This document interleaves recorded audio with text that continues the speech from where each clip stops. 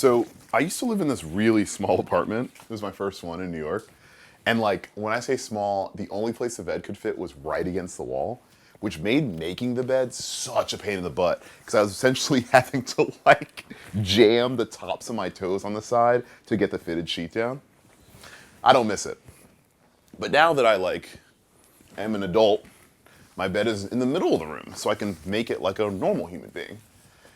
And it's like not only better for my own energy, but it's better for my peace. And that's kind of how I feel about the new MacBook Air. The M5 is fascinating because I think once they made this M series, the jump from the Intels right into the M1 series, we saw such a stark difference. It was like small bed to the same size bed, but now we got space, right?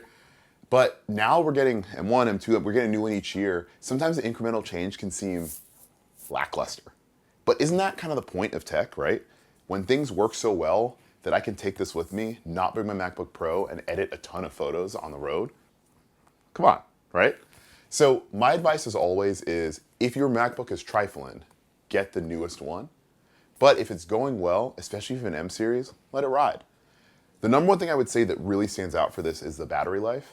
I was in Miami last week, and I'd start the day with it fully charged, work the whole day, run around with clients, and it was legitimately good later in the day.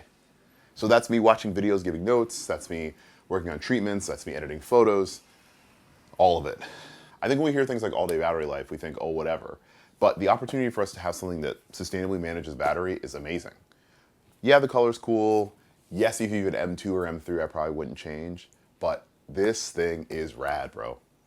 This fits on planes with me, it's super light in my backpack, and it just makes my life easier. So if this is your bed off the wall, then I'd switch. But if you're already a fancy human, then don't worry about that. Just go with what works best for you. If you're considering it, and you need an upgrade, I cannot overstate, M5 MacBook Air is choice. It'll give me a little peace, and more importantly, it'll look cool as hell. That's not more important, I'm playing around. Either way, buy what works best for you. And if you got more questions, send me a DM. Peace.